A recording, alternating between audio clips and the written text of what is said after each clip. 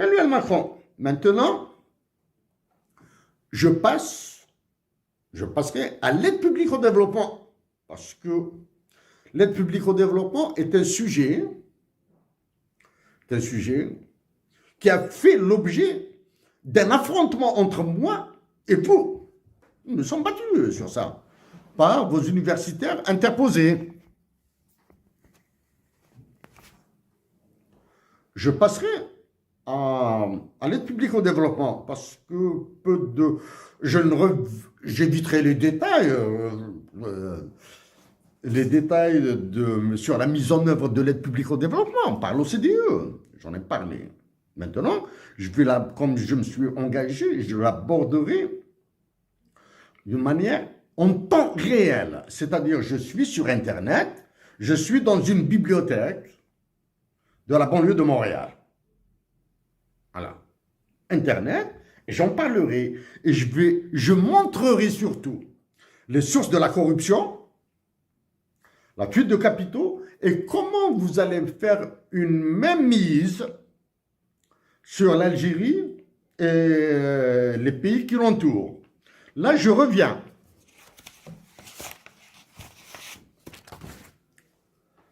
Je reviens à messieurs, au maréchal Déby du Tchad, généraux Abdourahmane Chiani du Niger, Assimi Goïta du Mali, au capitaine Ibrahim Traoré du Burkina, Ousmane Sonko, Premier ministre, et Bassirou Diomaye, président du Sénégal.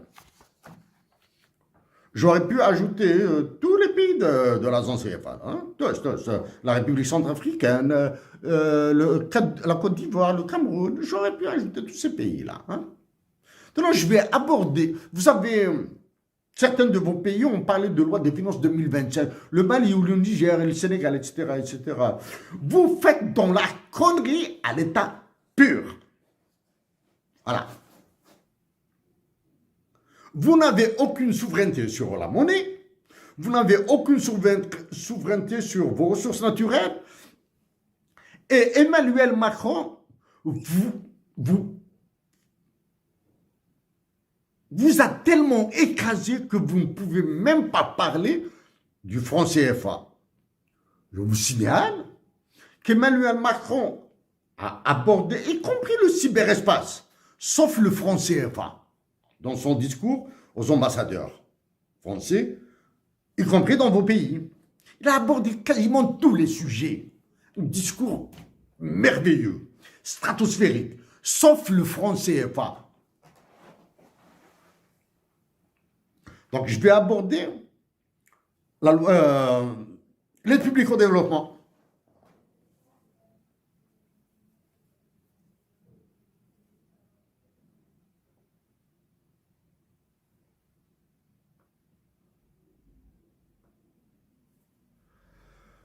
Ouf, la voici.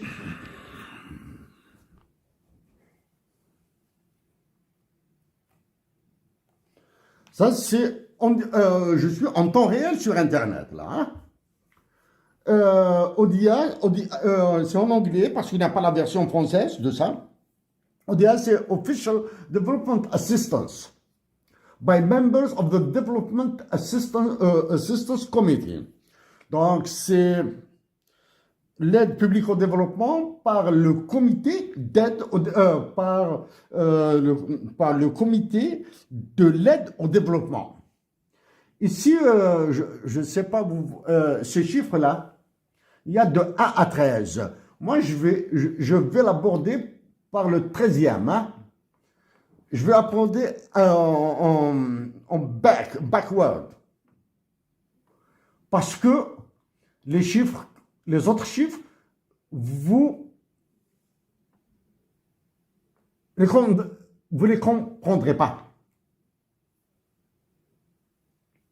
Voici le secteur privé, ce qu'il a donné. Pour de 2018 à 2023, voici l'augmentation de la part du secteur privé. Maintenant, je vais aller vers le tableau 12.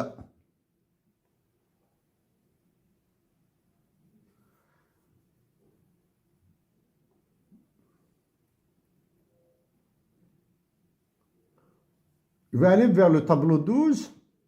ma position, l'équipement est inconfortable. Regardez. Les infrastructures sociales, social infrastructure and services, ça toute l'aide au développement. 53,9 milliards de dollars. C'est tout, hein? Et imaginez le nombre de pays dont ils disposent. Donc tout ça, ça va vers les infrastructures sociales. J'abrège. Les autres secteurs, c'est même pas 43, c'est 43 milliards de dollars. Les autres, l'aide humanitaire, 21 milliards. Multisecteur, c'est 15 milliards. Pour la production, 9 minables milliards de dollars. Donc, vous, messieurs, là, de l'Afrique, là, vous vous sucrez en corruption et pas de vin ici. Je passe. Si je pouvais faire, si j'avais un peu plus de temps, je passerais par 2019, regardez, 2020, 2021. Regardez là, ces boyaux, comment ils s'allongent. Donc, je suis obligé de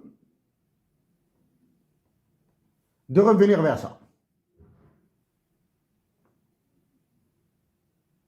Ah, Emmanuel Macron, vous avez parlé de l'aide publique au développement, mais vous avez oublié de mentionner que votre aide publique au développement a servi à financer la guerre, et non pas le développement. La preuve, vous avez dépensé en 2023 18 milliards pour l'Ukraine, 6 milliards pour la Syrie. 6 milliards pour la Syrie, c'est de financer le terrorisme là. Hein? Et l'Ukraine a bénéficié de 20 milliards d'autres donateurs, d'autres donneurs plutôt. Donateurs. Donc l'Ukraine à elle seule a touché 18 milliards, plus 20 milliards, ça fait 38 milliards, plus les poussières, ça fait 39 milliards, plus tout l'armement qu'il y a. Maintenant, l'Inde a reçu de l'aide publique au développement. Le Bangladesh, l'Éthiopie, Product.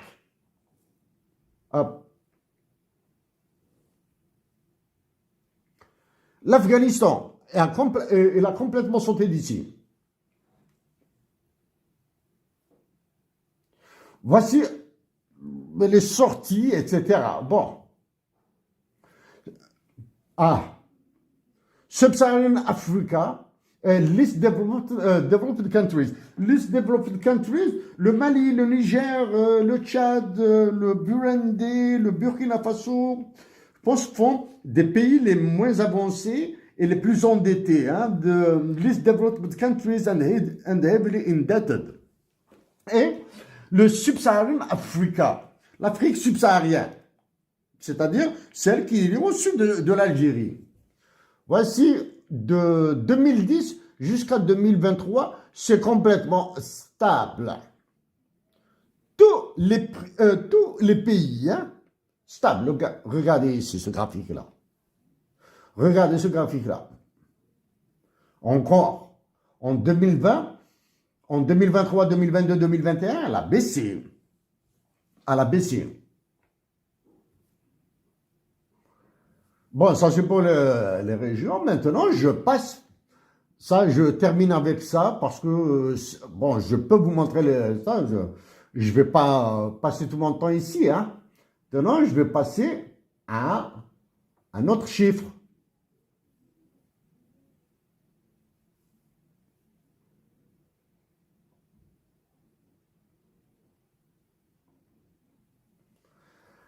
Ça j'en parle rapidement là, hein. C'est de 2000 jusqu'à 2023.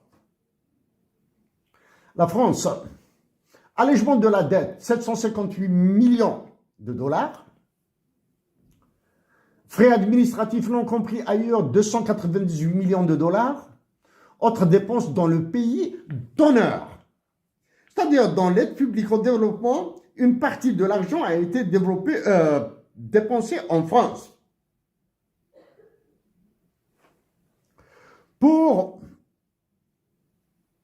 Maintenant, pour qu'un pays bénéficie de l'allègement de la dette en France, certains croiront que l'allègement de la dette est une générosité. Non. Ça se négocie. Ça se négocie comment? Par les contrats sur l'uranium. Les contrats sur l'uranium, sur les ressources naturelles. Il se négocie par la corruption. Il se négocie par les quantités à extraire et les prix à pratiquer. C'est comme c'est le cas du pétrole et du gaz algérien. Ok? C'est comme ça. Maintenant, je mettrai en public ce document. Maintenant, on va voir. Les États-Unis d'Amérique, ils passent à des chiffres beaucoup plus importants. À 203 millions de dollars, ensuite à 1 milliard de dollars, juste 1 milliard de dollars. Ils sont plus importants que ceux de la France, hein, ils demeurent faibles. Ils demeurent faibles dans le cadre de l'allègement de la dette. Mais maintenant, si la France obtient des concessions sur les ressources naturelles, etc., qu'obtiennent les Américains quand ils négocient un allègement de la dette? Quand un officiel américain, ou même pas un officiel, un agent de bureau des États-Unis d'Amérique pointe à Alger, à Rabat, à Tunis, à Bamako, à Dakar, à N'Djamena, quand ils pointent, il suffit qu'ils disent « Hey, I am American, I come from the United States of America ». Et toute l'armée sera au garde à vous. Toute, absolument toute. C'est-à-dire du chef d'état-major jusqu'au dernier soldat. Au garde à vous. Chers compatriotes d'Algérie, je vous dis une autre fois, je vous supplie de demeurer pacifique. Et à une autre fois, à une autre occasion, dans des conditions meilleures, je détaillerai les chiffres de la loi des finances 2025, qui est criminel. D'accord? Parmi les autres crimes, à travers cette loi des finances, il y a des augmentations des salaires qui vous seront imposées. C'est-à-dire, même s'il n'y a aucune revendication salariale, ils vous les imposeront. Et l'Algérie ira vers la ruine comme ça. Je reviendrai sur la santé plus détaillée et cette augmentation des salaires qui a été obtenue par certains personnels de la santé. Je reviendrai avec des mots extrêmement sévères. Parce que j'ai traité du FMI et de la Banque mondiale et de leurs ordres dans la santé en 2015, 2017, 2018 et vous me poussez à revenir en 2025 sur ça. Je reviendrai avec des mots extrêmement sévères. Sauf que la sévérité de mes mots doit être comprise comme un amour de la patrie. Merci à vous tous.